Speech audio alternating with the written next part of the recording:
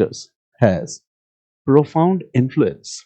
They had profound influence, ठीक है, on the development of the growth and development of history in India. यानी history और geographical factors, ठीक है, दोनों में एक लिंकेजेस है and we need to establish that linkages, ठीक है. And this is a mains question also, आपके जीएस मेंस का भी क्वेश्चन है.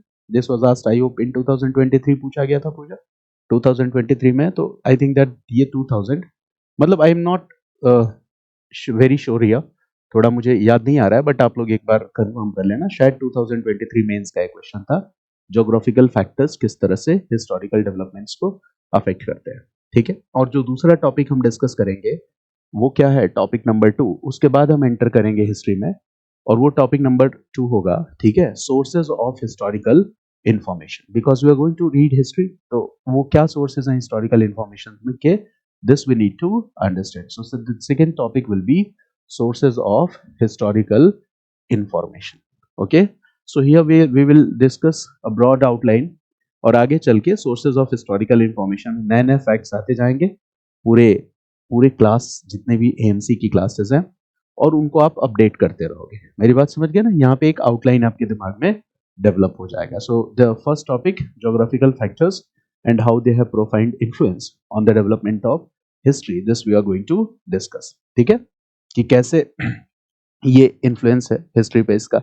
तो देखो, ज्योग्राफिकल फैक्टर्स और इन्फ्लुएंस ऑफ हिस्ट्री, जब भी हम इसकी बात करेंगे, okay, some ideas must strike in your mind. जैसे आपने बेसिक ज्योग्राफी पढ़ी है, हम ज्योग्राफिकल डिटेल्स पे तो नहीं जाएंगे, बट एक छोटा सा रेफरेंस लेके चलेंगे. जैसे ज्योग्राफिकल फैक्टर्स में एक सबसे बड़ा रोल प्ले करेगा हिमालयास, है कि नहीं? आपको क्या लग रहा है, हिमालयाज ने इंडिया में हिस्टोरिकल और कल्चरल डेवलपमेंट को अफेक्ट किया कि नहीं? विपिन, किया. Very simple, Himalayas. अच्छा, हिमालयास के अलावा, ठीक है, और हम आगे बढ़े तो और कौन इंपॉर्टेंट रोल प्ले कर सकता है? तो जैसे दक्कन रीजन जो है ना, दक्कन प्लेट्यू, ठीक है, ये भी हमारे हिस्टोरिकल डेवलपमेंट को कहीं ना कहीं अफेक्ट करेगा, दक्कन प्लेट्यू रीजन, ठीक है ना. तो ये भी हम समझेंगे, ठीक है, जो पेनिनसुलर इंडिया का ही हिस्सा है, ठीक है. और अगर जैसे हम अगर पेनिनसुलर इंडिया की बात करें, we will talk about the peninsular India, ठीक है. तो पेनिनसुलर इंडिया में एक तो दक्कन प्लेटू हो गया, दूसरा क्या हो गया, फार साउथ और remote south. I will discuss the meaning of these terms कि फार साउथ क्या होता है, रिमोट साउथ क्या होता है, ठीक है. तो वो कैसे हिस्टोरिकल डेवलपमेंट्स को अफेक्ट करता है, ठीक है. और दूसरी चीज, जब आप पेनिनसुलर इंडिया की बात कर रहे हो तो आप कोस्टल रीजन्स को तो अवॉइड ही नहीं कर सकते, कोस्टल रीजन्स और कोस्टल एरियाज, ठीक है. क्या ये अफेक्ट करेगा हिस्टोरिकल डेवलपमेंट को? ठीक है, वास्को ड गामा कहाँ आया था? कालीकट 1498, ठीक है, जमोरियंस. तो कोस्टल एरियाज के इंपॉर्टेंस को तो हम नेग्लेक्ट कर ही नहीं सकते. फिर अगर हम आगे बढ़े, अगर ज्योग्राफिकल फैक्टर्स में और कुछ चीजों को रिलेट करें, तो नॉर्दर्न प्लेन्स, ठीक है, नॉर्दर्न प्लेन्स, ठीक है, ये भी इंपॉर्टेंट रोल प्ले करेगा, ठीक है. River valley basins, river valley basins, ठीक है, they will also play important role. और इसमें इंडो गैंगेटिक रिवर बेसिन, ठीक है, ये तो सबसे इंपॉर्टेंट हो जाएगा, ठीक है. जैसे फर्स्ट एम्पायर जिसकी हम बात करते हैं, मगध, ठीक है, तो मगध भी यहाँ राइज करता है. तो Indo Gangetic river valley, this will also play important role, ठीक है ना, this will play important role. Got it? It means natural boundaries. Himalayas is acting like a natural boundaries. मेरी बात समझ गया ना? ईस्टर्न घाट्स, वेस्टर्न घाट्स, ये भी क्या है, एक तरह से नेचुरल बाउंड्री है, ठीक है. पेनिनसुलर इंडिया, सी, ओके, अगर हम देखें तो sea is also acting like a natural boundaries. Himalayas acting like a natural boundaries. So natural boundaries play an important role, natural boundaries play important role in, okay, shaping the historical and cultural developments of any country. It's not only about India, ये किसी भी country के साथ हो सकता है. They play a very important role. And these natural boundaries which we see in India, they make India a compact geographical unit. ये जो भी natural boundaries आप देख रहे हो, so all these natural boundaries makes India a compact geographical unit. They make India, ये India को क्या बनाते हैं? A compact geographical unit, ठीक है ना. They make India a compact geographical unit. तो इस जोग्राफिकल यूनिट को समझना है और हिस्ट्री से हमें चीजों को कनेक्ट करके देखना है। और आप ही से मैं आंसर्स पूछूंगा, पॉइंट्स इसमें पूछ सोचना है, मेरी बात समझिए ना। What we have to do is before we come to the facts, हम फैक्ट्स पे पहुंचे इसके पहले क्या करना है, कॉन्सेप्ट्स बिल्ड करना है। और जब आप कॉन्सेप्ट्स बिल्ड करते हो तो फैक्ट्स याद करना और फैक्ट्स को लंबे टाइम तक रिटेन करना आसान हो जाता है। ठीक है, दूसरी चीज, जब आप कॉन्सेप्ट्स बिल्ड करोगे तभी तो स्मार्ट गेस यूज कर पाओगे। ठीक है, तो स्मार्ट गेसिंग के लिए भी क्या जरूरी है, कॉन्सेप्ट बिल्डिंग जरूरी है। तो सबसे पहले तो हम इसी को देखते हैं, हिमालयास को। Okay, let's discuss about the Himalayas. ठीक है, हिमालयास की बात करते हैं। ठीक है, हिमालयास।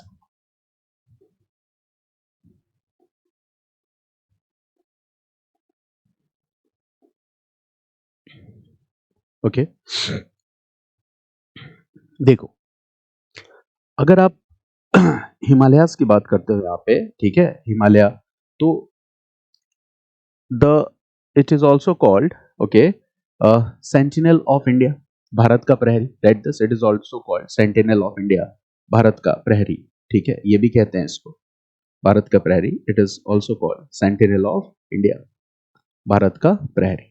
ठीक है, great sentinel of the north, उत्तर भारत का महान प्रहरी।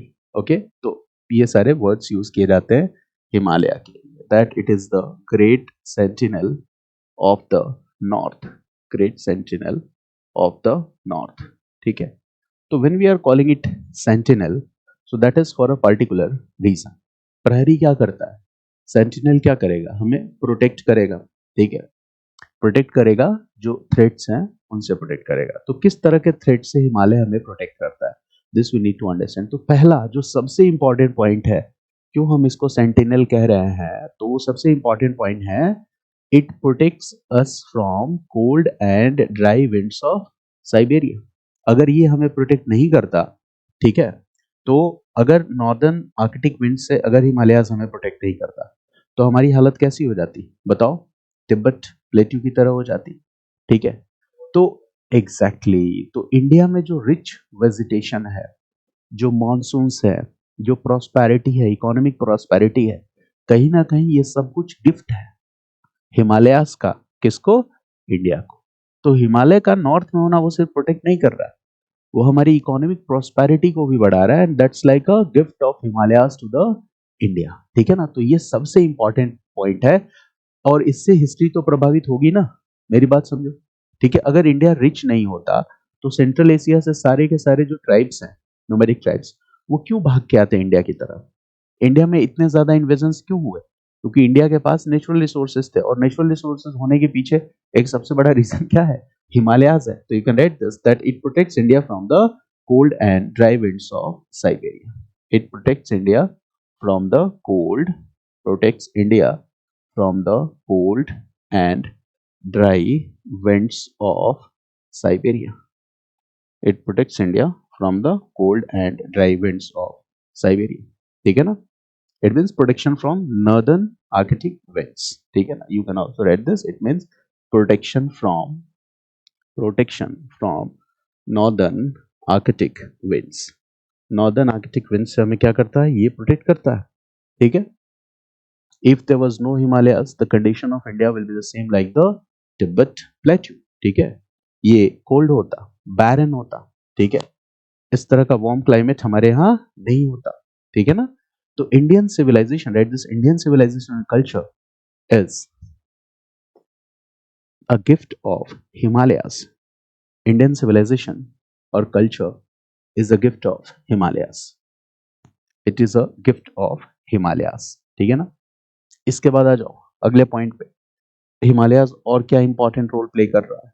तो सबसे इंपॉर्टेंट रोल इसका क्या है कि नेचुरल सेग्रीगेशन, नेचुरल सेग्रीगेशन, और नेचुरल सेग्रीगेशन किसके साथ, नेबरिंग कंट्रीज में, जैसे म्यांमार के साथ, जैसे चाइना के साथ। ठीक है, so it also do what, natural segregation.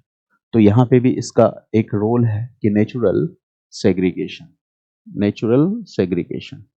Example, natural segregation इधर किसके साथ हो गया, चाइना के साथ, और दूसरी तरफ नेचुरल सेग्रीगेशन किसके साथ हो गया, म्यांमार के साथ।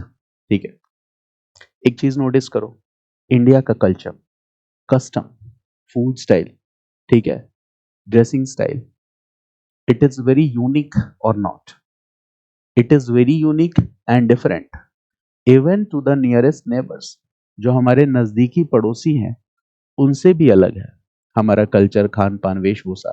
तो इसके पीछे कहीं ना कहीं कौन रोल प्ले कर रहा है? Geographical factors important role play कर रहा है। Got it? It means the next door neighbours of India possess, okay, entirely different civilization and culture, and one important role that is played here is the role of Himalayas in this, ठीक है ना?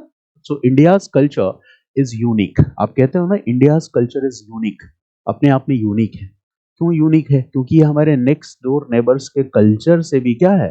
अलग है, ठीक है। In this sense this is unique. So this is one point, okay, ये हमने समझा नेचुरल सेग्रीगेशन। अब आ जाओ थर्ड पॉइंट में, और हिमालयास क्या करता है? The third point, okay, what Himalayas does here, okay. तो देखो, ग्रेट हिमालयन रेंजेस, ओके, आपको पता है the height, and we all know that it's covered with the snows and glaciers.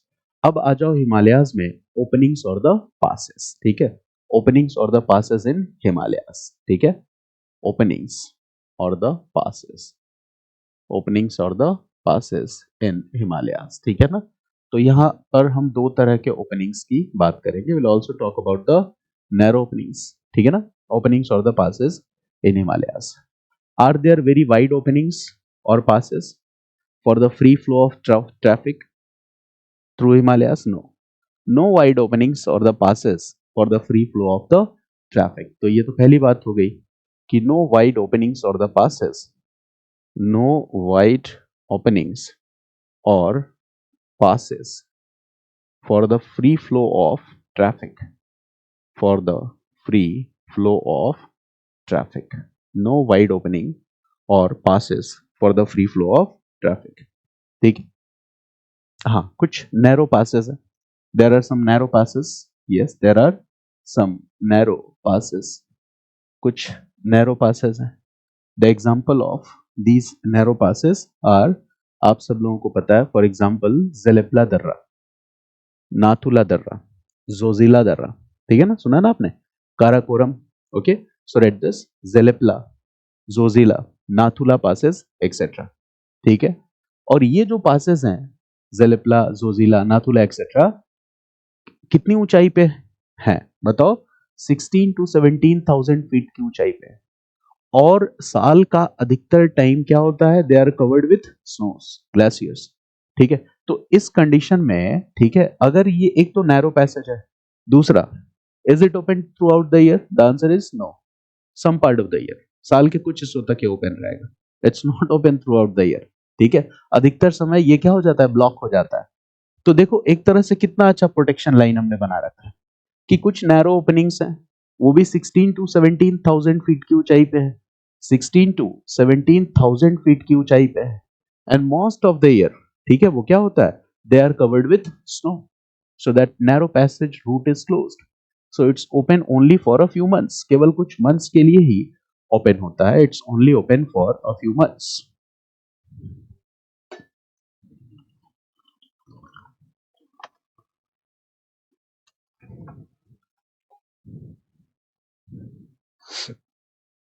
Clear? It's very easy, it's only open for a few months, केवल कुछ months के लिए ही ये क्या होता है? ओपन रहता है।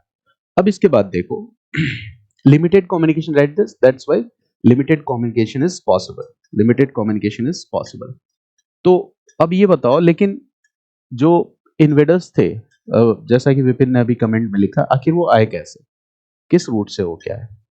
तो Hindu Kush mountains, Sulaiman and Kirthar ranges आप जानते हो, जिसमें खैबर, तोची, गोमल, बोलन दर्रे हैं, इससे होके बहुत सारे इन्वेडर्स आए इंडिया में। तो ये भी हमें पता होना चाहिए ना, ठीक है। ये 16-17 हजार फीट की ऊंचाई पे नहीं गए, इनका रूट दूसरा था, तो वो भी देखो, ठीक है, कि read this, okay, but limited communication is possible. तो communication possible through which route? Communication was possible through which route? किस रूट से कम्युनिकेशन पॉसिबल रहा है, ठीक है ना, which route, through which route the communication was possible, ठीक है ना। तो you can write here Hindu Kush mountains, Hindu Kush mountains, ये सब ज्योग्राफी में आपने पढ़ा होगा, एक बार रिवाइज कर लेना। और मैंने मैप्स आज ग्रुप में शेयर किए, have you got this entire maps of NCERT and Tamil Nadu board books, ठीक है। तो उनको क्या करना है, एक तो प्रिंट आउट निकाल लेना इफ पॉसिबल। दूसरा, जब मैं कोई चैप्टर बताऊं, फॉर एग्जांपल जब मैं इंडस वैली या स्टोन एज बताऊंगा, तो आप देख लो उसमें स्टोन एज से रिलेटेड कौन कौन से मैप्स हैं और उसको थोड़ा रिवाइज करो। इंडस वैली बताऊं तो इंडस वैली से रिलेटेड मैप्स को रिवाइज करो, and now revision will be easier, क्योंकि वो सारे मैप्स आपके पास एक जगह कंपाइल्ड है, ठीक है ना। तो उससे आपका रिवीजन आसान हो जाएगा। Got it. तो कैसे हो रहा है ये communication, so right this, okay, between India and central Asian countries, right this, okay, between India and central Asian countries, India and central Asian countries. अच्छा, इंडिया में जो इन्वेजन्स हुए वो ज्यादातर इन्वेजन्स कहां से थे, सेंट्रल एशियन ट्राइब्स के थे। तो ये we are talking about the communication between India and central Asian countries, ठीक है ना। अब यहां पे लिख लो सुलेमान किरथर हिल्स, हिंदू कुश माउंटेन्स, और फिर नीचे लिखो Sulaiman Kirthar hills, Sulaiman Kirthar hills, Sulaiman Kirthar hills, ये लिखा हमने। और यहाँ कौन कौन से पासेस हैं जिससे सेंट्रल एशियन ट्राइब्स आए इंडिया में, तो read this Khyber Tochi Gomal Bolan, these are the passes, Khyber Tochi Gomal Bolan, okay, that is Khyber pass, Tochi, Gomal, Bolan, all these are the passes, जिससे कि वो मतलब आते सेंट्रल एशियन ट्राइब्स इंडिया में। ट्रेडर्स भी आते हैं, traders will also use this route ना, okay, it means invaders will also come, peaceful immigrants will also कम, ये भी पॉसिबल है, ठीक है, कि कोई आदमी अपनी कंट्री छोड़ के भाग आ रहा हो, अपनी बीवी से परेशान हो गया हो, ठीक है, तो हिंदुस्तान चला है पीसफुल, उनको हम क्या कहेंगे, पीसफुल इमिग्रेंट्स। ट्रेडर्स भी आ सकते हैं, सब आ सकते हैं। सो बाय यूजिंग दिस रूट कौन लोग आ सकते हैं, इन्वेडर्स आ सकते हैं, पीसफुल इमिग्रेंट्स आ सकते हैं, पीसफुल इमिग्रेंट्स आ सकते हैं, ट्रेडर्स आ सकते हैं, ये सारा रूट फॉलो करके ये लोग आ सकते हैं, इमिग्रेंट्स, पीसफुल इमिग्रेंट्स, ट्रेडर्स, ठीक है, ये सभी लोग आ सकते हैं। तो अब आपको कुछ कुछ पिक्चर क्लियर हो रहा है इन चीजों का, okay. It means by using this route who came to India, so we can say that Greeks came to India, Kushanas came to India, Huns came to India, Shakas came to India, Turks came to India, Mongols came to India by using this route. So you can write here that who came to India by using this route. इस route को use करते हुए India कौन आ रहा है, तो you can write that Greeks, Kushanas, Huns, ठीक है, शकास, और भी हैं बहुत सारे ग्रुप्स हैं, Turks, Arabs, okay, came to India using this route, they use this route, इस रूट को इन्होंने यूज किया। अब मजेदार बात क्या है कि यहां से पीसफुल इमिग्रेंट्स और ट्रेडर्स के अलावा इन्वेडर्स ऑल्सो के, जो आ रहे थे उनका इंटेंशन ही क्या था कि इंडिया आना है और इंडिया में टेरिटरीज को एनेक्स करना है, दे ऑल्सो केम। और ऐसा एक बार हुआ कि बार बार हुआ, बार बार हुआ, ये प्रोसेस चलता रहा। तो सवाल ये है कि limited communication is possible and still Indian rulers failed to stop these filtrations, क्यों इंडियन रूलर्स फेल्ड, इसके पीछे रीजन क्या है, बताओ क्या हो सकता है रीजन, ठीक है, दो चीजें हो सकती हैं, या तो आपके पास रिसोर्स नहीं हो जिससे आप अपने आप को पावरफुल बना के इनको रोक सको, जो ये हम मान नहीं सकते, सब कुछ तो था इंडिया के पास, मिनरल्स था, आयरन था, ठीक है, एवरीथिंग वाज देयर। और दूसरा, ठीक है, आपने कोई एफर्ट ही नहीं किया to provide adequate safeguard and protection, okay, for defence, ये आपने नहीं किया हो, तो डिफेंस मैकेनिज्म वीकर रहा। और डिफेंस मैकेनिज्म वीकर क्यों रहा, इसके पीछे क्या रीजन होगा, इसके पीछे रीजन ये होगा, देखो जहां पे भी प्रॉस्पेरिटी होती है, ध्यान से समझना इस बात को, ठीक है, वहां पे लोग धीरे धीरे, जैसे इंडिया की कंडीशन और सेंट्रल एशियन ट्राइब्स में कंडीशन बिल्कुल अलग है। इंडिया में नॉर्दर्न प्लेन्स है, अच्छा एग्रीकल्चर है, अवेलेबिलिटी ऑफ वाटर है, फ्रूट्स एंड वेजिटेबल्स है, और इसकी वजह से क्या है, इकोनॉमिक प्रॉस्पेरिटी, कम से कम भोजन वोजन के लिए तो परेशान नहीं होना है ना, food shelter this is easily available, ठीक है, जैसा कि इंडस वैली सिविलाइजेशन जो पहली सिविलाइजेशन है, दैट इज अहिंसक सिविलाइजेशन, ठीक है, देवदत्त पटनायक ने एक किताब बेस पे लिखी है अभी, तो उसमें use of word ahimsa is there, so it was a peaceful civilisation, हम पहले से तो पढ़ते आए हैं, कि the people were not fighting wars and all this, ठीक है ना। तो पीसफुल सिविलाइजेशन इंडिया का। इंडिया के लोग कभी बाहर नहीं गए, दूसरी कंट्रीज में नहीं गए इन्वेड करने के लिए, बट सेंट्रल एशिया से लोग यहाँ पे आए, ठीक है। तो आपके पास जब ज्यादा से ज्यादा प्रॉस्पेरिटी होती है तो धीरे धीरे the people start believing in culture of sacrifice. मेरी बात समझ गया ना। इंडिया में जो भी रिलीजन्स है, अगर हम चारवाका को छोड़ दें, ठीक है, Charvaka promotes what, a kind of materialistic philosophy. मेरी बात समझ गया ना। और चारवाक को छोड़कर जितने भी इंडियन फिलोसफिकल ट्रेडिशंस हैं, all they promote is what, culture of sacrifice. जैसे Buddhism and Jainism says what, aparigraha, non possession, उतना ही जितना आपको जरूरत हो, जरूरत से ज्यादा इकट्ठा नहीं करना है। मेरी बात समझ गया ना। तो इस तरह की चीजें प्रोमोट करी जाती है इंडिया के अधिकतर फिलोसफिकल ट्रेडिशंस में। केवल एक अलग है, वो कौन है, चारवाक, ठीक है। ठीक है, उनको कहता है बस एक ही जीवन है, ठीक है, दोबारा मिलने वाला नहीं है।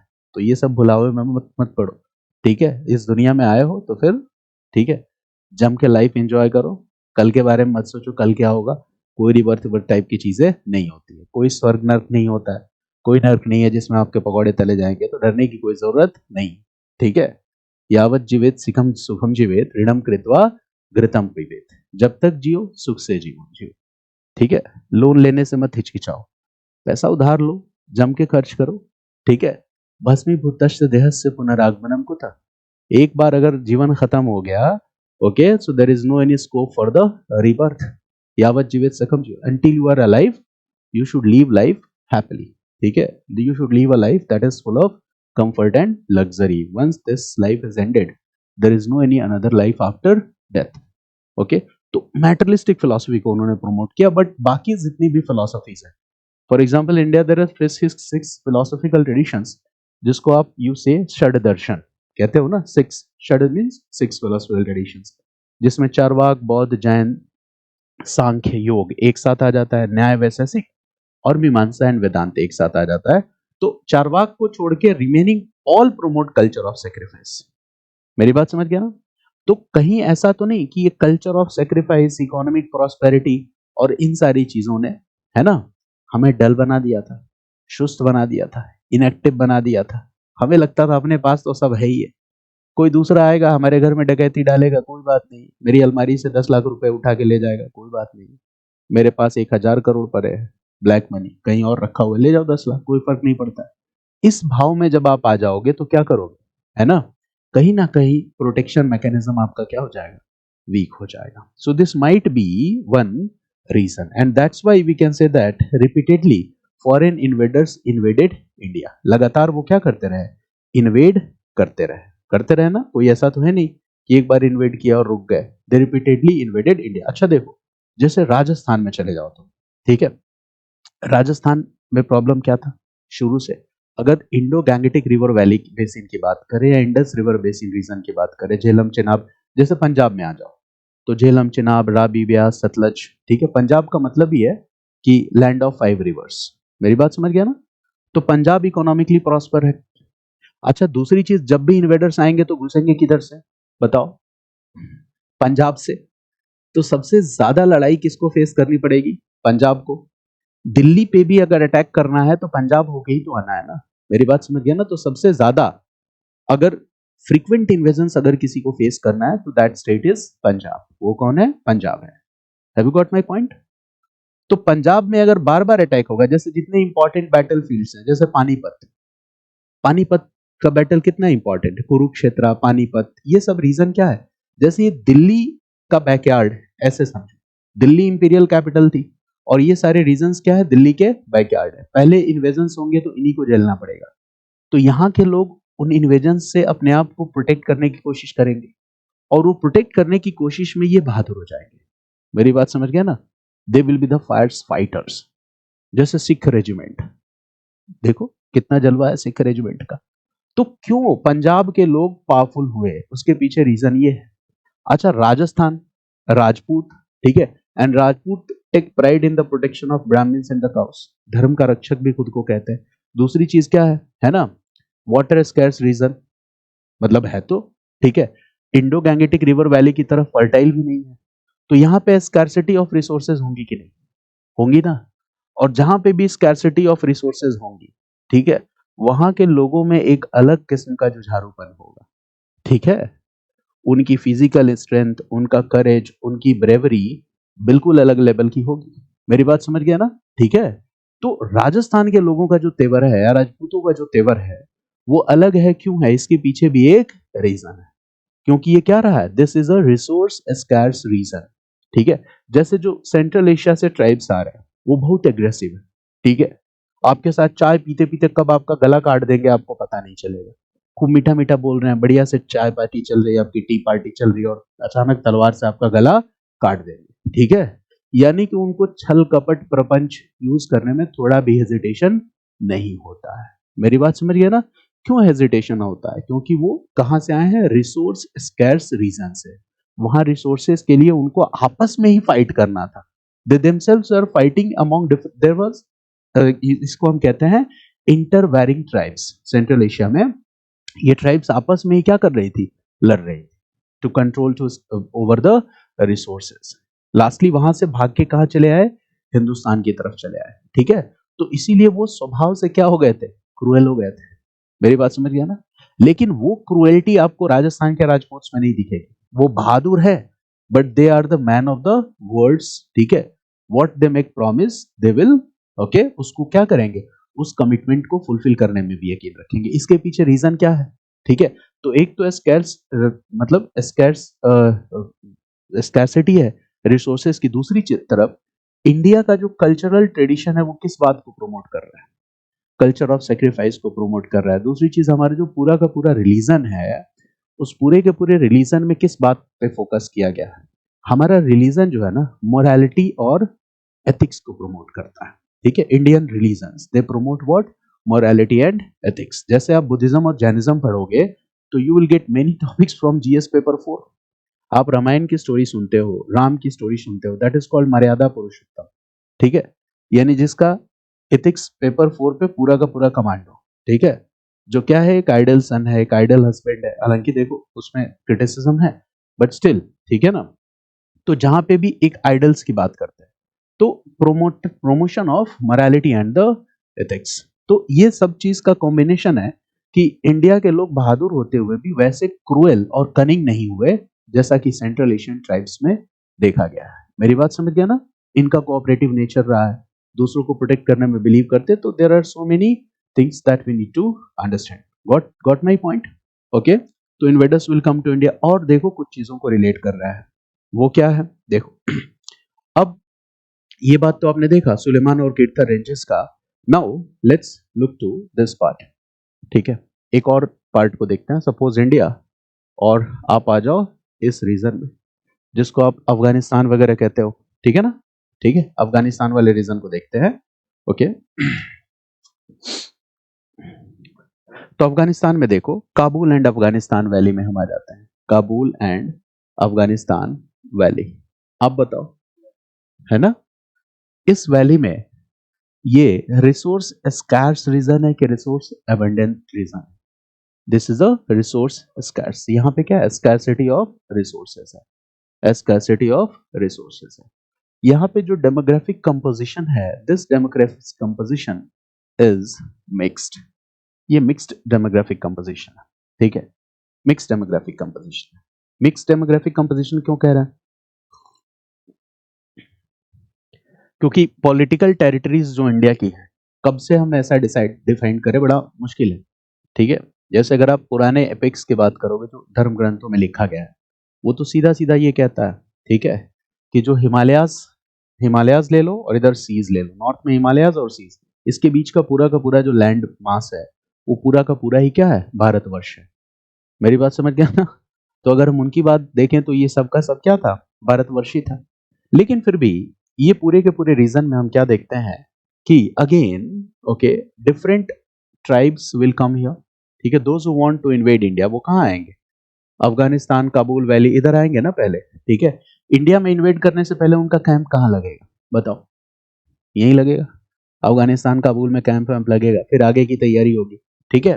तो उनका कैंप यहाँ पे लगेगा।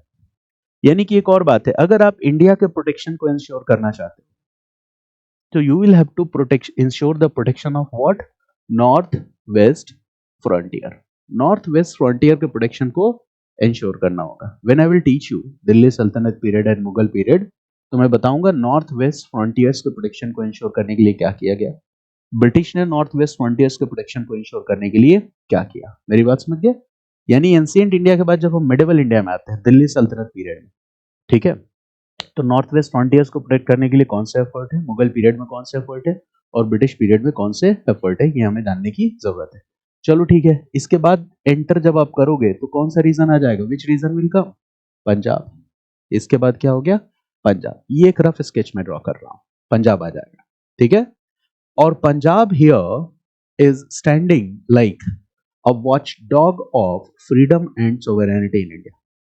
अगर पंजाब दांव पे है तो हिंदुस्तान की आजादी दांव पे है, हिंदुस्तान की सॉवरेनिटी संप्रभुता दांव पे है।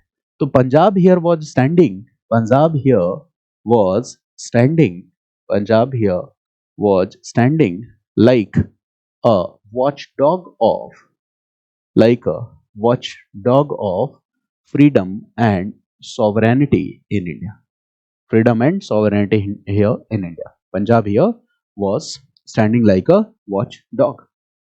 And Punjab was, okay, frequently attacked by the foreign invaders. They are following this route. Punjab is frequently attacked by the foreign invaders. यहाँ पे क्या है, frequent invasions है पंजाब में, frequent invasions in Punjab. Punjab is frequently attacked by the foreign invaders. ठीक है, अब आप ये बताओ कि पंजाब क्यों फ्रीक्वेंटली अटैक हो रहा है, इसके पीछे रीजन क्या है, river valley region, river valley, ठीक है। Punjab means what, land of 5 rivers. Punjab means what, land of 5 rivers, ठीक है। Sutlej, Beas, Ravi, Chenab and Jhelum, this is the land of 5 rivers. Sutlej, Beas, Ravi, Chenab, Sutlej, Beas, Ravi, Chenab and Jhelum, land of 5 rivers. इसका मतलब यहाँ पे क्या है, इकोनॉमिक प्रोस्पेरिटी भी है, इकोनॉमिक प्रोस्पेरिटी भी है। इसके अलावा भी अंदर हम देखेंगे रिवर वैली रीजन्स को, इकोनॉमिक प्रोस्पेरिटी भी है। तो that's why foreign invaders will come to invade Punjab, ठीक है। और चूंकि बार बार आप इन्वेजन्स को आप वो कर रहे हो, ठीक है, तो आप प्रोटेक्ट करने के लिए क्या करोगे, obviously the Sikh will emerge as important fighters. तो यहाँ पे जो पंजाब में रहने वाली कम्युनिटी है वो क्या हो जाएगी, एक इंपॉर्टेंट फाइटिंग ग्रुप के रूप में वो अपने आप इवॉल्व हो जाएगी, ठीक है। अच्छा बताओ, एक लंबे टाइम तक इंपेरियल कैपिटल कहाँ रहा, दिल्ली रहा। Delhi was the imperial capital for a longer period of time, we all know. जैसे मान लो कि हम यहाँ पे लिखते हैं दिल्ली, मान लेते हैं दिल्ली, दिल्ली इंपेरियल कैपिटल है लंबे समय तक। तो दिल्ली ही कैपिटल क्यों है, इसके पीछे क्या रीजन है बताओ, दिल्ली कैपिटल क्यों है। पहले इसको हम इंद्रप्रस्थ के नाम से जानते हैं, so it was earlier known as Indraprastha, Indraprastha, today it is Delhi, ठीक है। तो दिल्ली कैपिटल क्यों है, इसका रीजन एक ये है कि if invaders will come and if they want to invade the imperial capital, that is Delhi, okay, so they will have to travel long distance in order to complete this invasion. लंबी दूरी तय करनी पड़ेगी ना, ठीक है, इस invasion को कंप्लीट करने के लिए। तो they will have to travel long distance. In this case you will be informed early, and when you are early informed then you can make war preparedness, ठीक है। वो अटैक आपके लिए सरप्राइज अटैक नहीं होगा, ठीक है। और आप इंपीरियल कैपिटल को क्या कर सकते हो, फॉरेन इन्वेजन से प्रोटेक्ट कर सकते हो। ये सबसे इंपॉर्टेंट पॉइंट है, you can protect imperial capital from the foreign invasion, this is one thing. Second important thing, suppose Delhi is fighting war, Delhi war fight कर रहा है, तो वॉर टाइम में एसेंशियल कमोडिटीज और इकोनॉमिक एक्टिविटीज क्या हो जाती है, डिसरप्ट हो जाती है। This is quite obvious, Delhi में अगर वॉर होगा तो डिसरप्ट हो जाएगा। तो बेटर क्या है कि वो वॉर दिल्ली में ना होके दिल्ली के बाहर हो जाए, मेरी बात समझ गए ना, क्योंकि दिल्ली क्या है, इंपेरियल कैपिटल है। तो आप देखते हो कि हिस्ट्री में जो इंपॉर्टेंट बैटल ग्राउंड्स हैं, वो इंपॉर्टेंट बैटल ग्राउंड्स कौन है, कुरुक्षेत्र हो गया, पानीपत हो गया, ये सब इंपॉर्टेंट बैटल ग्राउंड्स हैं। तो यही इंपॉर्टेंट बैटल ग्राउंड्स क्यों बने, why they became important battle grounds, so that the war could be fought outside this imperial capital, क्योंकि ये इकोनॉमिक एक्टिविटीज को डिसरप्ट कर सकता था। तो इंपॉर्टेंट बैटल ग्राउंड कहाँ है? Not in the centre but in the periphery, in the backyard. एक तो ये रीजन है। थर्ड रीजन पे आते हैं, दिल्ली इंपीरियल कैपिटल क्यों है? तो दिल्ली इंपीरियल कैपिटल इसलिए भी है क्योंकि जब दिल्ली वॉर फाइट करेगी तो बताओ दिल्ली को एसेंशियल कमोडिटीज की जरूरत होगी कि नहीं? दिल्ली के लोगों को फूड सप्लाई चाहिए, दिल्ली के लोगों को मान लो कि वॉर मटेरियल्स चाहिए, बिल्डिंग मटेरियल्स चाहिए, तमाम तरह की चीजों की जरूरत होगी। वो सप्लाई कहां से हो सकती है? बैकयार्ड से हो सकती है। और बैकयार्ड क्या है? Delhi is situated at the mouth of Gangetic river valley region. तो दिल्ली को ये सारी की सारी सप्लाई क्या हो सकती है? इस बैकयार्ड से। Backyard, I am using the word backyard for the neighbouring states. ठीक है, जैसे यूपी हो गया, यूनाइटेड प्रोविंसेस एरिया जिसको कहते हो, Indo Gangetic river valley region. तो यहां से बैकयार्ड से दिल्ली को सारी की सारी सप्लाई मिल सकती है। ठीक है, and that is why Delhi was the imperial capital. मेरी बात समझ गया ना? ठीक है। Many extensive backgrounds like Panipat, okay, were situated around Delhi. It was not Delhi. This is the reason कि अगर इंपॉर्टेंट बैटल हो रहा है तो बैटल हमें कहाँ फाइट कर लेना चाहिए? आसपास के एरियाज में फाइट कर लेना चाहिए। अब आप बताओ, geographical factors are instrumental in, okay, the developments of history और नॉट? क्या वो इंस्ट्रूमेंटल है? हाँ। दिल्ली इंपीरियल कैपिटल क्यों है? लड़ाई पानीपत में ही क्यों लड़ी गई? Now you know this. ठीक है, आगे और भी चीजें बताऊंगा, नॉर्दर्न प्लेन्स वगैरह, बट यहाँ पे ये सारी चीजें डिस्कस की है। तो let's discuss one more part, that is Vindhyan region, Vindhyan mountains. ठीक है ना? तो विंध्यन माउंटेन्स, ठीक है। सो अगर हम, if will take this example of peninsular India, अगर हम किसका एग्जांपल ले लें? Peninsular India, okay. So now we are taking the example of Vindhyan mountains, Vindhyan mountains. ठीक है, मैं यहाँ पे मैप भी लोकेट कर दूंगा, but it's most important to understand the concept. Concept समझने के बाद आप जब मैप देखोगे ना तो आपको चीजें एकदम क्लियर कट नजर आने लगेगी। मेरी बात समझ गया ना? अब जब आप मैप देखोगे तो सुलेमान किर्थर, हिंदू कुश माउंटेन्स, मेरी बात समझ गया ना? ये सब आप देखोगे कि किधर से इन्वेडर्स आए, Afghanistan, Kabul valley, imperial capital Delhi, Punjab का रीजन क्या है। मेरी बात समझ गया ना? तो आपको मैप वो विजिबल होने लगेगा जब आप स्टोरी को समझते हो। इसलिए मैं हिस्ट्री को क्या कहता हूं? High story. ठीक है, जैसे ही आप स्टोरी को समझते हो, हिस्ट्री से आसान कोई सब्जेक्ट ही नहीं, और एंशिएंट इंडियन हिस्ट्री से तो वाकई कुछ भी, मतलब इससे ज्यादा आसान नहीं है, बट इट अपीयर्स डिफिकल्ट। हम हिस्ट्री को क्या समझ ले? तो पहले क्या समझो? स्टोरी, फिर समझ में आ जाएगी आपको हिस्ट्री। अगर आपने स्टोरी नहीं समझी, और अमूमन हम क्या करते हैं, इंडिया एक ऐसा देश है जहां हिस्ट्री पढ़ाई जाती है बिना स्टोरी के। ठीक है, फैक्ट्स रटो, फैक्ट्स मीन्स हिस्ट्री। फैक्ट तो जरूरी है ही है, बट फैक्ट अपने आप याद हो जाएंगे, उसको रट्टा मारने की जरूरत ही नहीं है। और एमसीक्यू हम रिवाइज क्यों करते हैं? इसलिए कि फैक्ट्स याद हो जाए ना, इसलिए तो क्वेश्चन बैंक बना हुआ है। ठीक है, चलिए, विंध्यन माउंटेन्स, विंध्यन माउंटेन्स इनको देखते हैं। ठीक है, तो देखो विंध्यन माउंटेन्स का रोल क्या है कि जो इंडिया है, एक तरह से इंडिया को टू पार्ट्स में डिवाइड कर दे रहा है, एक नॉर्थ और दूसरा क्या हो जा रहा है? साउथ। ठीक है, it divides India into two parts, one is north and the second is south. ठीक है, and these Vindhyan mountains also run horizontally. अगर आप इनकी लोकेशन को देखोगे तो ये लोकेशन क्या है? Horizontal. So this run horizontally across the Arabian coast and bay of Bengal. ठीक है ना? तो Arabian coast, they runs horizontally across the Arabian coast and bay of Bengal region. ठीक है, बे ऑफ बंगाल रीजन। ये जनरल आइडिया मैं आपको बता रहा हूं। ठीक है, बहुत इसको हम एक्यूरेट भी नहीं कह सकते। ठीक है, फिर ये जो पेनिनसुलर इंडिया है, यहाँ पे आप फिर कंडीशन देखते हो किसकी?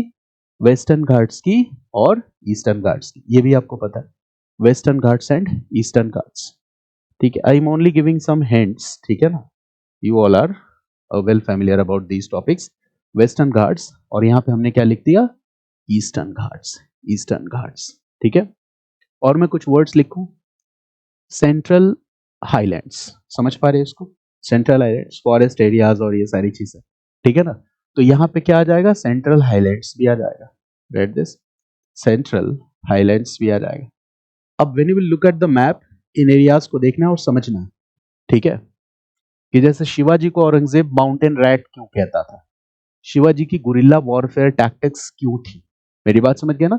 जब आप इस ज्योग्राफी को समझोगे तो अपने आप समझ जाओगे Shivaji guerrilla warfare tactics Marathas की इतनी पावरफुल क्यों थी? अपने बड़े बड़े एनिमीज को गुरिल्ला वॉरफेयर टैक्टिक्स से उन्होंने क्या किया? डिफीट किया। मेरी बात समझ गया ना? मराठास की है ये गुरिल्ला वॉरफेयर टेक्निक। तो सिर्फ सेंट्रल हाईलैंड्स, और फिर एक और वर्ड हम यहाँ पे लिख सकते हैं, that is Deccan plateau region. एक और वर्ड हम लिखते हैं, that is Deccan plateau region. ये सब लिखा हमने, ठीक है। और टॉपिक में आगे बढ़ने से पहले कुछ और बेसिक टर्मिनोलॉजीज को समझते हैं। Let's understand some more basic terminologies that will make our concepts clear. जैसे okay, you have heard this word Deccan, I am using this word Deccan, ठीक है ना? What does it mean? तो दक्कन वर्ड जो है ना, ये बना है दक्कना, दक्कना से बना है, and that means Dakshin, and that means south. तो ऐसा नहीं कि दक्कन का मतलब कुछ और है और साउथ का मतलब कुछ और है। मेरी बात समझ रहे हैं? जब हम यहाँ पे साउथ की बात कर रहे हैं तो दिस इज फार साउथ और रिमोट साउथ, और ये दक्कन रीजन यहां से रिलेटेड हो गया। ओके, तो Deccan, right this, okay, Dakkana, Deccan word बना है किस वर्ड से? Dakkana, and Dakkana means what? Dakkana means Dakshin, and Dakshina means south, Dakshina means south. इसका मतलब Dakkana means also what? Deccan का मतलब भी क्या है? साउथ, ठीक है। बट जब हम पेनिनसुलर इंडिया में, ठीक है, इस पार्ट की बात करते हैं, so this part will be known as remote south. इसको हम क्या कहेंगे? रिमोट साउथ, ठीक है ना? तो दक्कन वर्ड से कंफ्यूज नहीं होना है, ठीक है? दैट इज रिमोट साउथ, ठीक है। इसके बाद देखो, peninsular India, Deccan, right this, Deccan, Deccan जब हम कहते हैं तो we are specially referring to the plateau region. आप चाहो तो लिख लो Deccan. When we are saying Deccan, it means we are especially referring to the plateau region, to the plateau region. We are especially referring to the plateau region. Deccan कहने का मतलब ये है कि we are especially referring to the plateau region. Okay. दूसरी चीज, central India plus peninsular India, central India plus peninsular India, central India plus peninsular India, दोनों को मिला के भी हम क्या कह सकते हैं? दक्कन। दोनों को मिला के भी क्या कहा जा सकता है? Deccan. Central India plus peninsular India, इन दोनों को जोड़ के भी हम क्या कह सकते हैं? दक्कन। अच्छा, सेंट्रल इंडिया और पेनिनसुलर इंडिया, इन दोनों के बीच अंतर क्या है? डिफरेंस क्या है? ठीक है, so the difference here is on based on the grounds of cultural and physical geography, ठीक है। जो सेंट्रल इंडिया और पेनिनसुलर इंडिया है, इसके बीच के जो डिफरेंसेस हैं, they are based on the grounds of cultural and physical geography. They are based on the grounds of cultural and physical geography. ठीक है, अब देखो, दक्कन का मतलब, we are talking about this vast peninsula, ये सब हो गया दक्कन, सब हो गया दक्कन, लेकिन इसमें ये वाला जो पार्ट है, इसको हम क्या कहेंगे? Far south. तो in history this is popularly known as far south और रिमोट साउथ। और दक्कन प्लेटू वाला जो रीजन होगा, इसको हम क्या कहेंगे? दक्कन। पॉपुलर वर्ड्स में अगर हम ऐसे कहें तो हम ये भी कह सकते हैं कि साउथ ऑफ रिवर नर्मदा। अगर आप नर्मदा रिवर को बाउंड्री बना लें तो इसके साउथ में चले आओ, क्या हो गया? दक्कन। फार साउथ में मत जाओ, क्योंकि फिर आपको हिस्टोरिकल डेवलपमेंट्स को कोरिलेट करने में दिक्कत होगी। मेरी समझ गया ना? नर्मदा रिवर के साउथ में जो दक्कन प्लेटू रीजन है, उसको हम क्या कहते हैं? दक्कन कहते हैं, ठीक है ना? ये चीज है। अच्छा, दक्कन और किसको कह सकते हैं? तो ये ईस्टर्न घाट और वेस्टर्न घाट, इसके बीच का जो पूरा का पूरा रीजन है, सब दक्कन है। बट ये वाला पार्ट क्या कहलाएगा? Remote south. तो देखो, कोई ऐसा पार्टिकुलर फिक्स डेफिनेशन नहीं, क्योंकि दक्कन का मतलब ही दक्षिण होता है। बट जब हम हिस्ट्री में इस वर्ड को यूज करेंगे, दक्कन, तो दक्कन वर्ड को यूज करते हुए अभी जैसे महाराष्ट्र, आंध्र प्रदेश, कर्नाटका, है ना, अगर थोड़ा बहुत और हम आगे बढ़े तो कुछ एमपी के एरियाज को भी, छत्तीसगढ़ के एरियाज को भी, तमिलनाडु के एरियाज को भी हम दक्कन में काउंट कर सकते हैं। मेरी बात समझ गया ना? बट फार साउथ हम किसको कहेंगे? रिमोट साउथ किसको कहेंगे? ये वाला क्या कहेगा? रिमोट साउथ, है ना? तो दक्कन और साउथ इंडिया, इस तरह के वर्ड्स आपको मिलने वाले हैं हिस्ट्री में, remote south and the Deccan region. Have you got this idea? समझ में आया? ठीक है, western Deccan and eastern Deccan. कुछ आइडिया लगा, कुछ समझ में आया, ठीक है ना। तो ये एक पार्ट हो गया western Deccan and eastern Deccan. इसके बाद देखो, अब जो हमारी हिस्ट्री है, हिस्ट्री ऑफ साउथ इंडिया, ठीक है, तो वो एक दक्कन रीजन है और दूसरा क्या है, फार साउथ की हिस्ट्री। तो इस तरह से हम बांट के उसको पढ़ेंगे। दूसरी चीज, ये जो दक्कन रीजन है, this Deccan region will it, ये क्या है, बीच में हो जाता है ना, नॉर्थ और साउथ के बीच में हो जाता है। So this will also play the role of a cultural bridge between north and south. North और साउथ के बीच में ये क्या करता है, कल्चरल ब्रिज का भी काम करता है, कल्चरल ब्रिज, ठीक है ना। It plays an important role as a cultural bridge between north and south. North और साउथ के बीच में ये कल्चरल ब्रिज का भी काम करता है। Got it, important role north and south. मेरी बात समझ गया। कल्चरल ब्रिज से क्या होगा, जैसे मान लो नॉर्थ में 4 वर्णा सिस्टम है, तो नॉर्थ से साउथ जाएगा कि नहीं। अगर 4 वर्णा सिस्टम साउथ में जाता है तो क्या ये उसी रूप में जाता है जैसा नॉर्थ में था। 4 varna system from north to south, is it the same in north or there are some differences in south, ठीक है। तो ये सारी चीजें हमें समझनी है कि जैसे बुद्धिज्म और जैनिज्म नॉर्थ में है, तो बुद्धिज्म और जैनिज्म साउथ में जाएगा कि नहीं जाएगा। बुद्धिज्म जाएगा, जैनिज्म जाएगा, कौन ज्यादा पॉपुलर होगा, बुद्धिज्म ज्यादा पॉपुलर होगा कि जैनिज्म ज्यादा पॉपुलर होगा। आयरन कल्चर नॉर्थ में है तो साउथ में जाएगा कि नहीं। टेम्पल कंस्ट्रक्शन एक्टिविटीज नॉर्थ में है, साउथ में है, ठीक है। दोनों के स्टाइल्स मिक्स होंगे कि नहीं, मिक्स होंगे तो वेसर स्टाइल होगा। और वेसर स्टाइल किस रीजन में पॉपुलर होगा, इट्स क्वाइट ऑब्वियस किस रीजन में पॉपुलर होगा, दक्कन रीजन पॉपुलर होगा। तो वेस्ट, जैसे मैंने कहा चालुक्याज वर रूलिंग दक्कन, और Vesara style is a mix style of Nagara and Dravida temple architecture. Nagara temple architecture कहां है, नॉर्थ में, द्रविड़ा टेम्पल आर्किटेक्चर कहां है, साउथ में। तो दोनों का जो मिक्सचर है, हाइब्रिड स्टाइल है वेसरा, वो किस रीजन में आएगा, दक्कन में। तो बताओ, geographical factors contributing important role in the developments of history और नॉट। क्या हिस्ट्री के डेवलपमेंट में geographical factors important role play कर रहे हैं। कितनी सारी चीजें हैं। अब जब और भी कुछ चीजें आपको बताता हूं, और जब हम क्लास में लेक्चर्स को डिस्कस कर रहे होंगे तो हर जगह आप ये ध्यान रखना। जैसे जब मैं मौर्यन पीरियड पढ़ा हूं, when I will discuss Magadha as a powerful kingdom, तो ज्योग्राफिकल फैक्टर्स का क्या रोल है ये हम समझने की कोशिश करेंगे। नाउ एक स्लाइड देखते हैं, कुछ स्लाइड्स की हेल्प लेते हैं।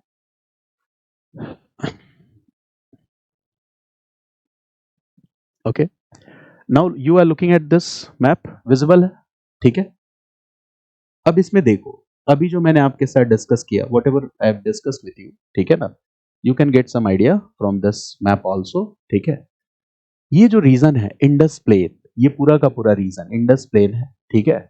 और ये भी क्या है, प्लेन, फर्टाइल रीजन है। क्यों फर्टाइल रीजन है, क्योंकि यहाँ क्या है, रिवर वैली रीजन है, इंडस रिवर वैली रीजन।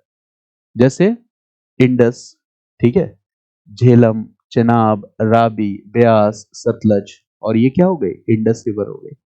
तो ये पूरा का पूरा रीजन क्या हो जाएगा, रिवर वैली रीजन। और रिवर वैली रीजन फर्टाइल होगा कि नहीं, यस, ये फर्टाइल होगा। और अगर फर्टाइल होगा तो वहां इकोनॉमिक प्रोस्पेरिटी होगी।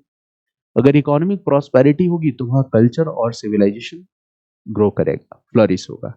तो इंडस वैली सिविलाइजेशन का जो सबसे फर्स्ट एक्सकेवेटेड साइट है वो क्या है, Harappa.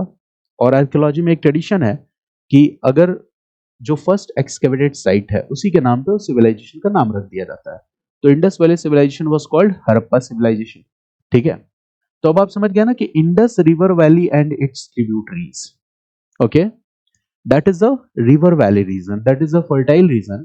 And in the fertile region what will happen, the first civilization, okay, develops here, that is Indus Valley civilization. तो उसके पीछे रीजन क्या है, रिवर वैली। यानी कि जो प्लेन्स हैं, रिवर वैली रीजन है, वो इकोनॉमिक प्रॉस्पेरिटी लेके आती है। इतनी बात समझ में आ गई। वैसे ही आप इस वाले एरिया में आ जाओ, इंडो गैंगेटिक, ये गंगेज प्लेन लिखा हुआ है ना पूरा का पूरा, ठीक है। तो इसको कहते हैं Indo Gangetic river valley basin. अगर हम और क्लियर देखें, ओके, तो Indo Gangetic river valley basin, ठीक है ना। ये पूरा का पूरा रीजन जो है ना, ये क्या है, Indo Gangetic river valley basin है। अब बताओ, ये पूरा का पूरा एरिया फर्टाइल होगा कि नहीं, यस, फर्टाइल होगा। फर्टाइल होगा तो एग्रीकल्चर प्रोडक्शन, एग्रीकल्चरल प्रोड्यूस बढ़ेगा। एग्रीकल्चर प्रोडक्शन से क्या होगा, diversification of craft, diversification of craft किस चीज को प्रमोट करेगा? इकोनॉमिक एक्टिविटीज को प्रमोट करेगा, ठीक है ना। और इस इकोनॉमिक एक्टिविटीज की वजह से ट्रेड एंड कॉमर्स प्रमोट होगा, ट्रेड एंड कॉमर्स की वजह से इकोनॉमिक प्रॉस्पेरिटी आएगी, इकोनॉमिक प्रॉस्पेरिटी आएगी तो अर्बन सेंटर्स भी डेवलप होंगे, ठीक है। जैसे महाजनपद एरा में there is a book Anguttara Nikaya gives an account और details of the 16 Mahajanapadas and majority of these Mahajanapadas are located in rich Indo-Gangetic river valley region, ठीक है। इनमें से ज्यादातर महाजनपद की लोकेशन क्या है, इसी में आगे मैं डिस्कस करूंगा चैप्टर्स में। तो बताओ ज्योग्राफिकल फैक्टर्स हिस्टोरिकल डेवलपमेंट्स को प्रभावित कर रहे हैं कि नहीं, कि अर्बनाइजेशन हुआ। जैसे आप कहते हो Magadh, Magadh was the centre of power in ancient India. आपको पता है कि नॉर्थ इंडिया में सेंटर ऑफ पावर क्या है? मगध है, पाटलिपुत्रा, ठीक है। जैसे मौर्यन एम्पायर, मगध ही तो सेंटर था नॉर्थ में, ठीक है। तो क्यों मगध सेंटर था? इसके पीछे रीजन यही है, ठीक है। अच्छा बताओ, मगध पावरफुल एम्पायर के रूप में इमर्ज हुआ, इसके पीछे रीजन क्या है? तो मिनरल्स भी आपको आसानी से मिल गए, यू ऑल्सो गॉट मिनरल्स, जैसे आयरन ओर मिला, आयरन ओर मिलने की वजह से okay you can make iron ploughs, iron ploughs से क्या होगा? डीप टिलिंग होगा, डीप टिलिंग से एग्रीकल्चर प्रोडक्शन और प्रोड्यूस बढ़ेगा। इसके अलावा आयरन मिलने की वजह से you can also make sophisticated weapons by using iron. तो आयरन से जो आपके स्वॉर्ड्स बनेंगे, ठीक है, वो एक तरह से क्या करेगा? आपको मिलिट्री एडवांटेज देगा अपने आपके एनिमीज पर। तो वो आपको पावरफुल भी बना रहा है, प्लस वो आपको प्रॉस्पर्स भी बना रहा है, ठीक है। तो 16 महाजनपद्स में से majority of these Mahajanapadas are bigger states, that is the state formation era, they are located in these areas. ये भी क्या है? That is the impact of geography on history, geography का हिस्ट्री पे किस तरह से इम्पैक्ट है, ऐसे हम समझ सकते हैं। Got it? ओके। तो एक तो आइडिया ये आपको आया, ठीक है ना। इंडो गैंगेटिक प्लेन्स, देखो ये पूरा का पूरा एरिया किस चीज को दिखला रहा है? इंडो गैंगेटिक प्लेन्स को दिखला रहा है, ठीक है। और मैंने जब दिल्ली की बात की थी और कहा था कि इंपीरियल कैपिटल दिल्ली को बैकयार्ड से सपोर्ट मिल सकता है, ठीक है, at the time of war essential commodities का, तो सपोर्ट इन रीजन से मिल सकता था। Imperial capital Delhi could get support from these particular reasons. अब इसमें देखो, this is what Vindhyan ranges. मैंने कहा ना कि विंध्यन रेंजेस क्या कर रहा है? नॉर्थ और साउथ दो पार्ट में डिवाइड कर दे रहा है। और दक्कन का मतलब होता है दक्षिण मींस साउथ, पूरा का पूरा। बट ये जो दक्कन प्लेट्यू रीजन है, ये जो रीजन है, इसको हम किस नाम से जानेंगे? दक्कन के नाम से जानेंगे। Got it? और ये वाला जो एरिया है पेनिनसुलर इंडिया का, this will be known by the name of remote south और फार साउथ। रिमोट साउथ और फार साउथ के नाम से जानेंगे। ऐसा कोई स्टैंडर्ड डेफिनेशन नहीं है जो क्लियरली बताए, यूनिवर्सली बताए कि दक्कन में ये स्टेट आते हैं और साउथ इंडिया में ये आते हैं। ऐसा कुछ नहीं है। मेरी बात समझ गए ना? We have to make an estimate, clear, कि किस एरिया को दक्कन में ले आना है, किस एरिया को साउथ इंडिया में लाना है। तो हिस्टोरियंस ने अपने हिसाब से इंटरप्रेट किया, बट ये सारे एरियाज जो है ना, ये आ जाएंगे आपको, है ना, साउथ इंडिया में। Got it? तो ये है okay, river basin, river valley region, northern plains, ठीक है ना, Indus river basin, great Himalayas, ये आप समझ गए ना। विंध्य सतपुड़ा, यहाँ रिवर्स की भी कंडीशन दी हुई, जैसे नर्मदा। अभी मैंने बताया ना कि जो नर्मदा रिवर है, ठीक है, इसके साउथ में, साउथ का मतलब यही हो गया ना, ये वाले पूरे के पूरे एरियाज को हम पेनिनसुलर इंडिया के एरियाज को क्या कहते हैं? दक्कन, ठीक है। दक्कन प्लेटू वाला रीजन टेक्निकली कहा जाएगा दक्कन, वैसे दक्कन के टेक्निकल मीनिंग में सब कुछ आ जाएगा कि वेस्टर्न घाट और ईस्टर्न घाट, इसके बीच का ये कोरोमंडल कोस्ट है। तो जब हम कोस्टल एरियाज के बारे में पढ़ेंगे, so this Coromandel coast will play an important role, ठीक है। यहाँ पे Malabar coast will also play an important role, okay. तो हमने क्या देखा कि from north there is the Himalayas, that is the great sentinel of the north, उत्तर का महान प्रहरी। और फिर हम क्या देखते हैं कि यहाँ पे अरेबियन सी है, यहाँ पे बे ऑफ बंगाल है। तो जो हमारे एपिक्स हैं, ठीक है, या जो हमारे एंशिएंट इंडिया के टेक्स्ट हैं, वो मेंशन करते हैं भारतवर्ष के बारे में। और भारतवर्ष में कौन सा लैंड मास आएगा, ठीक है, कौन सा एरिया आएगा, उसके बारे में वो क्या बताते हैं भारतवर्ष के बारे में बताते हुए? तो जैसे कि भारतवर्ष में हिमालय के बाद, ठीक है, नॉर्थ में हिमालय है, और फिर ये ओशियंस हैं, सीज हैं, इनके बीच का पूरा जो लैंड मास है, वो पूरा का पूरा क्या है? भारतवर्ष है, ठीक है ना। तो ये इस तरह से चीजों को डिफाइन किया गया है। Okay, now the next important point here, we are talking about these northern plains. तो नॉर्दर्न प्लेन्स के बारे में हमने क्या देखा कि northern plains are the cradle of ancient Indian civilization and culture. Are they cradle of ancient Indian civilization and culture? Yes or no? Yes. ठीक है. And for example, Magad Empire, उधर Indus river and its tributaries में चले जाओगे तो Indus valley civilization. तो this is how geography is affecting और having profound influence on the events of history. मेरी बात समझ गए? Okay. The northern plains will they be important centre of imperial powers? क्या वो इंपॉर्टेंट सेंटर हो गए imperial powers? Yes or no? Yes, they will be the important centre of the imperial powers. For example Magadh region, Magadh आ जाएगा. ठीक है. और सबसे बड़ी बात की इंद्रप्रस्थ न्यू दिल्ली, यहाँ पे है ना इंद्रप्रस्थ जो था न्यू दिल्ली, इसकी लोकेशन है. इसी तरह से पुराने समय में जैसे आप देखो तो थानेसर, ठीक है, दैट इज थानेसर रीजन. जैसे हर्षवर्धन के टाइम में मैं आपको इसके बारे में डिस्कस करूंगा. Kurukshetra, Kannauj became an important centre of power, जिसके लिए पालास, प्रतिहार एंड राष्ट्रकूटास इनके बीच में लड़ाई हुई थी. मेरी बात समझ गया ना? तो ये सारे के सारे जो एरियाज हैं they all okay are related to the northern plain. So northern plain is also the important center of power. ठीक है. cradle of civilization means है ना सभ्यता का जनक या जननी, हिंदी में उसको कहते हैं. यानी बहुत सारी सभ्यताओं का जन्म हुआ. birth of many civilizations took place here. What it? cradle of civilizations. Have you understood? Okay. Now the next important thing, rivers play an important role in the growth and development of cities or not? Yes or no? Rivers play an important role or not? हाँ, river का बहुत important role है. River का क्या क्या role हो सकता है जोग्राफिकल फैक्टर्स में देखो तो एक तो ट्रेड एंड कॉमर्स में आप रोड यूज कर सकते हो. रेलवेज तो था नहीं हमारे पास, है ना, तो ट्रांसपोर्टेशन के लिए हम रिवर्स का यूज कर सकते हैं. दूसरी चीज, रिवर बैंक्स जो है वो ह्यूमन हैबिटेशन के लिए सबसे परफेक्ट और सुटेबल लोकेशन होगा. जैसे स्टोन एजेस में भी आप देखोगे कि जो ह्यूमन इनहैबिटेशन है वो रिवर बैंक्स के किनारे ही है. तो जितने इंपॉर्टेंट सिटीज हैं, ठीक है, रिवर क्या है, जैसे नॉर्मली क्या होता है लैंड रूट्स पे जो रोड्स हम बनाते हैं ये खुद से बनाते हैं, बट रिवर क्या है नेचुरल रोड है. वो नेचुरल रोड है, वो रोड ही है, बट नेचर ने वो रोड हमें दिया है कि using boats and other communication channel we can harness that route. So they are the nature's road. Okay. So they will promote trade and commerce, trade and commerce को promote करेगा. ठीक है. अच्छा, जो इनहैबिटेंट्स है वो रिवर बैंक्स पे रहेंगे, फर्टाइल एरिया, जैसे आप पाटलिपुत्रा देख लो, काशी देख लो, ये सब किस नदी के किनारे है? गंगा. इलाहाबाद एक मतलब ऐसा शहर है, प्रयागराज जिसको आप कहते हो, जो प्राचीन शहर में जिसको काउंट किया जाता है, one of the important ancient cities. ठीक है ना. इसी तरह से इंद्रप्रस्थ, यमुना, दिल्ली. अब तो यमुना नदी का देखा होगा आपने, आजकल माहौल अलग ही है. ठीक है. ठीक है. इसी तरह से मगध है. ठीक है. तो all these are located on the banks of important rivers. Rivers will bring what? Economic growth and prosperity. ठीक है. अच्छा बताओ, ये पूरा का पूरा जो रीजन है ये मिनरल रिच रीजन भी है कि नहीं? Yes. Abundance of mineral wealth, ठीक है, ये भी है. और मिनरल वेल्थ भी हमारी इकोनॉमिक प्रोस्पेरिटी के लिए जरूरी है. जैसे iron, copper, manganese, gold, silver, precious stones, ठीक है, ये सब हमारे यहाँ क्या करेंगे, हमें हमारी इंडस्ट्रीज को बूस्ट करेंगे और इकोनॉमिक डाइवर्सिफिकेशन को इंश्योर करेंगी. Got it? ये होगा.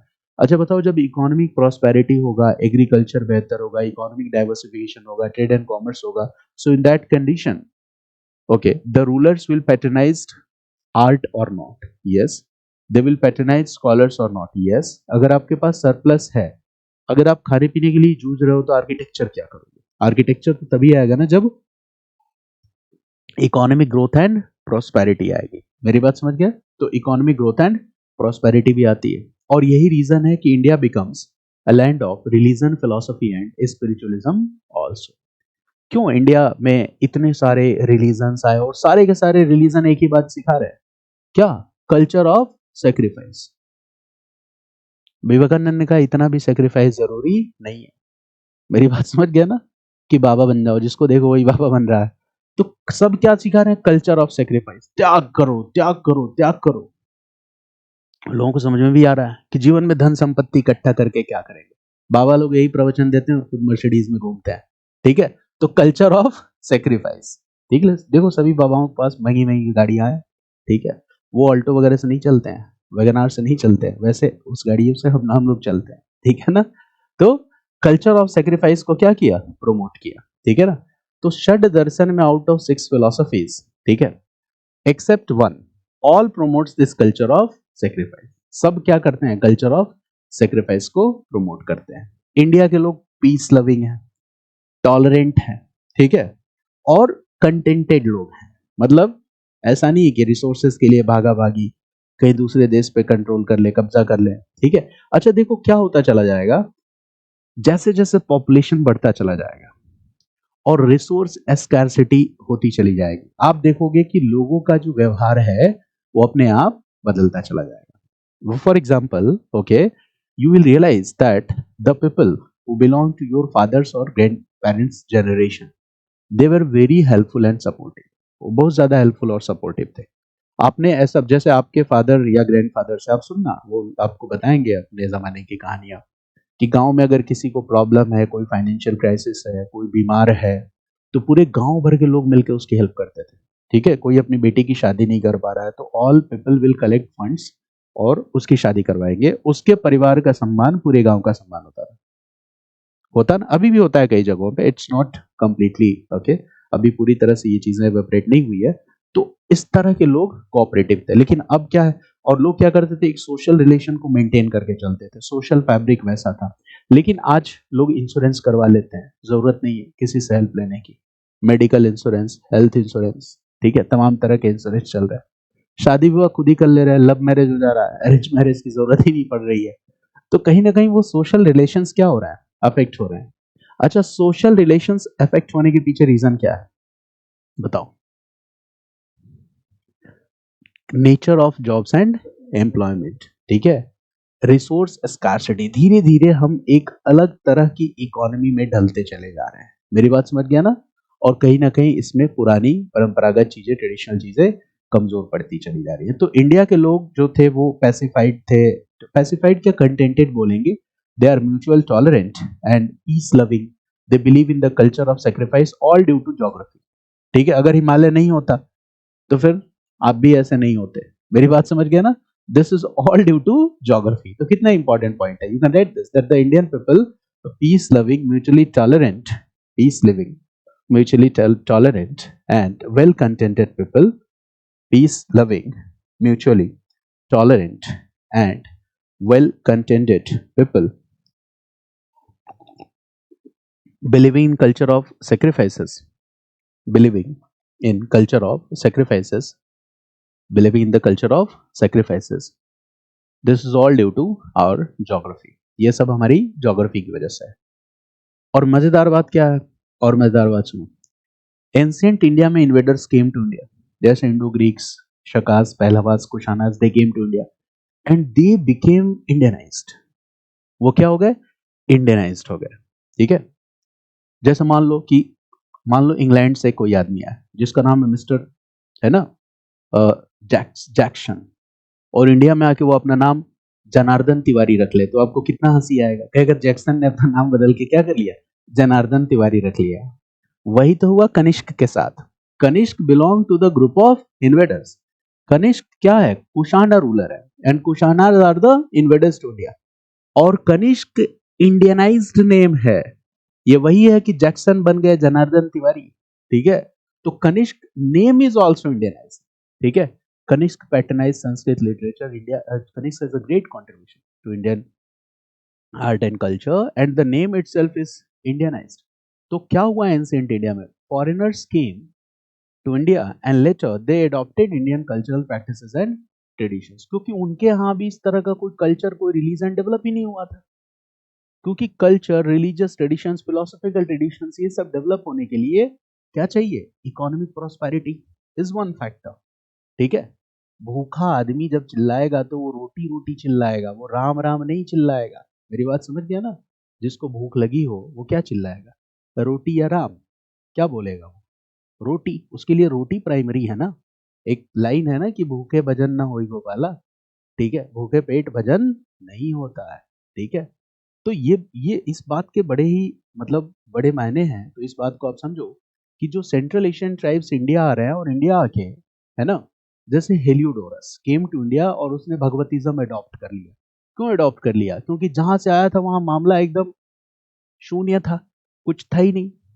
यहाँ आया तो मिला, कहा कि अरे बहुत बढ़िया सिस्टम चल रहा है। ठीक है, इंडो ग्रीक है ना, मिनेंडर केम टू इंडिया, मिल गया उसको बुद्धिस्ट मॉन्क नागसेन। मिनेंडर और नागसेन के बीच में डिस्कोर्स शुरू हुआ, बातचीत शुरू हुई। ठीक है, मिनेंडर ने क्वेश्चन पूछना शुरू किया, है ना, और नागसेन ने रिप्लाई करना शुरू किया। तो उनका जो क्वेश्चन आंसर का जो बुकलेट है वही है Milinda Panha, the questions of Milinda replied by Nagasena, है ना। उस टाइम की घटना चक्र है मिलिंद पन्नू, ठीक है ना। तो क्वेश्चन आंसर किस में आ गया? मिलिंद पन्नू। तो जब नागसेन ने रिप्लाई किया उसके आंसर्स का, तो उसकी सारी चिंताएं शंकाएं दूर हो गई। उसने कहा वाह, अब मैं बन जाऊंगा बुद्ध, ठीक है, बुद्धिस्ट। तो मिनेंडर क्या बन गया? बुद्धिस्ट बन गया, ठीक है। और हम लोग नाम को बदलने में माहिर है। मिनेंडर को बदल के कर दिया मिलिंद, अलेक्जेंडर को बदल के कर दिया सिकंदर, ठीक है। एरिस्टोटल को बदल के कर दिया अरस्तु, सोक्रेटिस को बदल के क्या कर दिया? सुकरात। तो हम अपने तरीके से बुलाते हैं सबको प्यार से, ठीक है। तो मिनेंडर, गॉट इट। तो why they adopted Indian religion, Indian culture, क्योंकि वहां कुछ था ही नहीं। अच्छा अब सोचो, जो टर्क्स आए, मुगल्स आए, ठीक है। तो when the Turkish came, when the Arabs came, okay, when they came, उसके पहले क्या हो चुका है? एडवेंट ऑफ इस्लाम, हजरत मोहम्मद 622, ठीक है। तो हजरत मोहम्मद ने इस्लाम धर्म की नींव रख दी थी उसके पहले। और इस्लाम की नींव क्यों रखी? इसके पीछे क्या रीजन था? इसके पीछे रीजन ये था कि बहुत सारे ट्राइबल ग्रुप्स हैं, उसमें से बहुत सारे ट्राइबल ग्रुप्स ऐसे भी थे जो आइडल वर्शिप करते थे, got it. But these different tribal groups were war trying in a state of continuous conflict with each other, आपस में एक दूसरे से लड़ते रहते थे, ठीक है। और आपस में एक दूसरे से लड़ते रहते थे। अगर इन सभी ट्राइबल ग्रुप्स को यूनाइट करना, तो यूनाइट करने के लिए सबसे इफेक्टिव चीज क्या हो सकती है? रिलीजन। मेरी बात समझ गया ना? रिलीजन सबसे बेहतरीन है तरीका। तो वहां पे आता है इस्लाम। और इस्लाम किस बात में बिलीव करता है? इक्वलिटी। सबसे ज्यादा जोर किस बात पे? इक्वलिटी पे है। क्यों ऐसा है? क्योंकि वो जो वॉर एरिंग ट्राइब्स है उनको क्या किया जा सके? एक किया जा सके, यूनाइट किया जा सके। तो इस्लाम फोकसेस ऑन इक्वलिटी, वो इक्वलिटी की टीचिंग पे बिलीव करता है। कोई वहां पे अपर नहीं, कोई लोअर नहीं, इस तरह की बातें प्रमोट करी जाती है। तो रीजन क्या है? कि हंड्रेड्स ऑफ ट्राइबल ग्रुप्स को यूनाइट करना। अब देखो आइडल वर्शिप है, तो आइडल में भी क्या होगा? Different kind of idols will be worshipped, है ना। तो नो नो आइडल वर्शिप के प्रिंसिपल को लेके आना। तो इस तरह से इस्लाम ने कुछ नए प्रिंसिपल्स को जन्म दिया। और जब इंडिया में टर्क्स आते हैं, अरब्स आते हैं, तो उनके पास एक धर्म है, और वो धर्म कौन सा है? इस्लाम। और उस धर्म का नेचर क्या है? तो वो मिशनरी रिलीजन है। मिशनरी रिलीजन, जैसे Christianity was a missionary religion, Jesuits were missionary. जैसे पोर्टुगीज इंडिया में आते हैं, तो वो मिशनरी रिलीजन, अपनी रिलीजन को प्रमोट करते हैं, उसके लिए चर्च बनाते हैं, इंक्विजिशंस करते हैं। अच्छा देखो उसमें क्या था, कि जैसे मान लो कि आपने पोर्टुगीज के रिलीजन को एक्सेप्ट कर लिया, लेकिन चोरी छुप के कभी कभी हनुमान चालीसा पढ़ ले रहे हो और पोर्टुगीज को पता लग गया, तो फिर वो कहेंगे ये क्या है? क्रिप्टो क्रिश्चियन है। मेरी बात समझ गया ना? क्रिप्टो, क्रिप्टो मतलब, ठीक है, अपने आप को क्रिश्चियन बताने का ढोंग कर रहा है, बीच बीच में जाके हनुमान चालीसा पढ़ ले रहा है। तो इसको क्या करो? इसको एग्जीक्यूट करो, ठीक है। तो इंक्विजिशंस का कॉन्सेप्ट आता है वहां पे, ठीक है। पादरी सजा सुनाते हैं आपको। मेरी बात समझ गया ना? तो एक मिशनरी रिलीजन का कॉन्सेप्ट है। तो Christianity is a missionary religion, Islam is a missionary religion. मतलब हम इस रिलीजन को फॉलो करेंगे, but we will try to promote and propagate this religion in other parts of the world as well. दूसरी जगहों पे भी हम इस रिलीजन को प्रमोट करने की कोशिश करेंगे। तो इसी को हम क्या कहते हैं? Missionary religion. अच्छा बताओ, हिंदू रिलीजन कभी भी मिशनरी रिलीजन रहा है क्या? नहीं। तो अब देखो, हिंदू रिलीजन मिशनरी रिलीजन है नहीं। जो ट्राइब्स इंडिया में आ रहे हैं, है ना, वो they are newly converted to Islams and they are filled with a missionary zeal. वो एक मिशनरी जील से भरे हुए हैं कि हमें नई जगह पे जाना है, और हमें क्या करना है कि जो नॉन बिलीवर्स हैं, non believers of Islam, we have to convert them into the believers of Islam. उनको बदलना है। अब इंडिया आते हैं, इंडिया में मिल जाते हैं इनको लोग। कौन से लोग मिल जाते हैं? वेल कंटेंटेड पीपल, एकदम पैसिफाइड टाइप के लोग हैं, संतुष्ट हैं, कल्चर ऑफ सेक्रीफाइस में बिलीव करते हैं, तो उनका काम तो आसान कर दिया ना आपने, प्लस आपने क्या किया, नॉर्थ वेस्ट फ्रंटियर्स को, है ना, मेंटेन करने के लिए कोई अफेक्ट, मतलब कोई सफिशिएंट एफर्ट नहीं किया। जैसे एक स्कॉलर है अल्बरूनी, ठीक है, 972 टू 1048 उसका टाइम पीरियड है, तो अगर हम कहें तो 10th और 11th सेंचुरी एडी का वो स्कॉलर है अल्बरूनी, ठीक है। अल्बरूनी ने अपनी एक बुक लिखी जिसका नाम है तारीख उल हिंद, ठीक है, किताब उल हिंद, तारीख उल हिंद भी कहते हैं। तो अलबरूनी उस किताब में लिखता है, ठीक है, और बड़ी ही इंटरेस्टिंग बात वो लिखता है जो मैं आपको बताने जा रहा हूँ। कह रहा है कि भारतीय लोग एक ऐसी बीमारी से पीड़ित है जिसका कोई इलाज नहीं। Indians are suffering from a special particular kind of illness which does not have a medicine. भारतीय लोग एक ऐसी बीमारी है भारतीय लोगों को जिसका कोई इलाज नहीं है। और वो इलाज वो बीमारी कौन सी है, वो बीमारी है भ्रम की बीमारी। भ्रम की बीमारी, जैसे बहुत सारे यूपीएससी एस्पायरेंट्स को भी भ्रम की बीमारी होती है। वो 2 लाख 3 लाख रुपए कोचिंग में देते हैं, कोचिंग कंप्लीट कर लेते हैं, कोचिंग सिलेबस कंप्लीट कर देता है और बच्चे को लगता है कि हमने सिलेबस कंप्लीट कर लिया। आपने नहीं किया, कोचिंग ने किया, टीचर ने किया। तो आपको क्या है, भ्रम की बीमारी है। आपकी तैयारी तब होगी जब सिलेबस कौन कंप्लीट करेगा, आप करोगे। तो यूपीएससी एस्पायरेंट्स को भी ये भ्रम की बीमारी होती है, ठीक है। और उसके पीछे रीजन है तांत्रिक, मार्केट में बैठे हुए, कहेंगे हमारे पास मंत्र है तुमको 21 साल में आईएएस बनाने का। अगली बार कोई कहे तो कहना कि एक पेपर पे लिख के दो, है ना, कि ये मंत्र अप्लाई कैसे होगा, कितनी क्लासेस देने वाले हो, foundation classes, number of classes बताओ, तब मैं अपने आप समझ जाऊंगा कि ये मंत्र ठीक है कि नहीं। मेरी बात समझ गया ना। तो उसने क्या कहा कि भ्रम की बीमारी है, और ये भ्रम किस चीज का है, ठीक है, कहा कि भ्रम किस चीज का है। तो कहा पहली बात तो इंडियंस को ये लगता है कि उनके देश के जैसा कोई दूसरा देश नहीं है। There is no any country like theirs in the world, उनके देश के जैसा कोई देश नहीं। There is no any king like theirs, ठीक है, there is no any science like theirs, there is no any knowledge like theirs. कहा इंडियंस को ये लगता है कि ना उनके जैसा राजा पूरी दुनिया में है, ना उनके जैसा देश किसी मतलब कहीं और एग्जिस्ट करता है, ओके। और अल्बरूनी ये लिखता है कि इतना कुछ होने के बावजूद इंडियन लोग खुद ही अपने ही लोगों के साथ नॉलेज इम्पार्ट करने में डरते हैं। टारगेट पे कौन थे, ब्राह्मण्स। ब्राह्मण्स ने क्या क्या रखा था, नॉलेज पे मोनोपोली। शूद्रास को एजुकेशन लेने का हक नहीं था। तो बताओ, यानी कि अल्बरूनी क्या कहना चाहता है कि इंडियंस में एक खास किस्म का सुपीरियोरिटी कॉम्प्लेक्स है, और इतना सुपीरियोरिटी कॉम्प्लेक्स अच्छा नहीं है। तो देखो इंडियंस की कमी की तरफ तो अल्बरूनी भी बता रहा था ना कि आपके अंदर एक सुपीरियोरिटी कॉम्प्लेक्स है, उससे बाहर आइए। वो सुपीरियोरिटी कॉम्प्लेक्स, जैसे Brahmins had monopolised the system of education for thousands of years, it means you are not giving the opportunity to shudras to become part of this education system। तो इससे आपका education system promote होगा कि नहीं, नहीं होगा ना।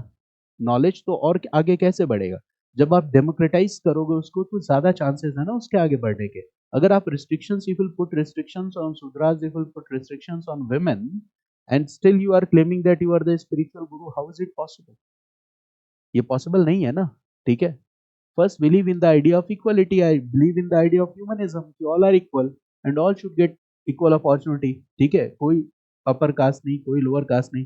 तो अलबरूनी ने इस बात की तरफ इशारा किया था, और कहीं ना कहीं, ठीक है, जो इन्वेजन्स हुए और फ्रीक्वेंट इन्वेजन्स हुए, invaders got establish themselves as the rulers in India, उसके पीछे एक बहुत बड़ा रीजन ये भी, right, that we were, okay, living in a kind of superiority complex, ठीक है।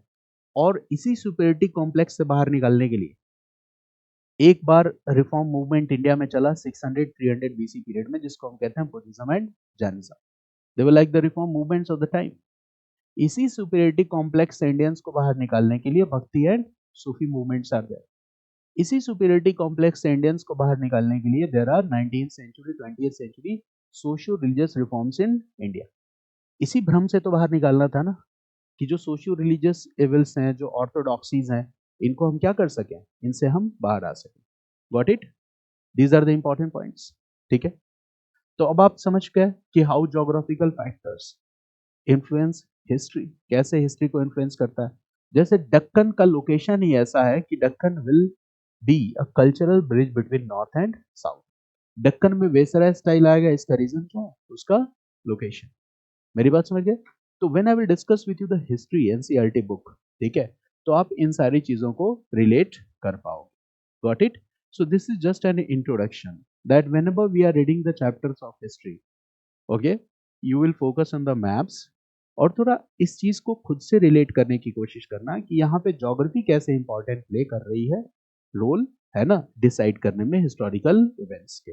तो दिस इज ओनली, ओके, आज की क्लास केवल इसलिए थी क्योंकि हमारे दिमाग की खिड़कियां थोड़ी सी खुल जाए, तो अलग अलग चैप्टर्स में हम थोड़ा मैप पे और इन सारी चीजों पे काम कर पाएंगे। ओके, तो मुझे लगता है कि आप एक आइडिया ले पाए हो, और आप 150 वर्ड्स में आंसर लिख सकते हो इस क्वेश्चन का। Right a question, question is discuss how, discuss how geographical factors, discuss how geographical factors, discuss how geographical factors, okay, influences the developments of history. Discuss how geographical factors influences the developments in history with special reference to Indian history, with special reference to Indian history, with special reference to Indian history। ठीक है, Indian history के reference है। अब देखो इसमें बहुत सारी चीजें हैं, मॉडर्न में भी आप ले आ सकते हो, मेडिवल, अभी तो एंशिएंट हमने बताया, ये यही क्वेश्चन का आंसर हम मिडिवल एज में भी दे सकते हैं, ठीक है, जिसमें मंगोल पॉलिसी है, टर्क्स है, यही सारी चीजों को, इस्लाम का एडवेंट है, यही चीज का आंसर हम मॉडर्न इंडिया में भी दे सकते हैं, पोर्टुगीज, डच और ये सारी चीजें। अच्छा, एक और एरिया है कोस्टल एरियाज, ठीक है, तो coastal regions will play an important role or not? Yes, coastal regions for the trade and commerce, ठीक है ना। तो अब देखो कोस्टल रीजन्स, जैसे हिस्ट्री में आपको एक जो इंपॉर्टेंट एरिया है जहां से आजकल क्वेश्चन पूछ ले रहे हैं वो है पोर्ट्स, ठीक है, ports on the eastern coast, ports on the western coast, ports in ancient India. मेरी बात समझ गया ना? Trade and commerce in ancient India, तो ये सब कुछ किससे जुड़ा हुआ है? कहीं ना कहीं कोस्टल रीजन से ही जुड़ा हुआ है, ठीक है। यह मैरीटाइम ट्रेड में सबसे इंपॉर्टेंट कंट्रीब्यूशन किसका था? ठीक है, मराठास ने कोई नेवल पावर बनाई थी कि नहीं, उनकी नेवल प्रेजेंस थी कि नहीं,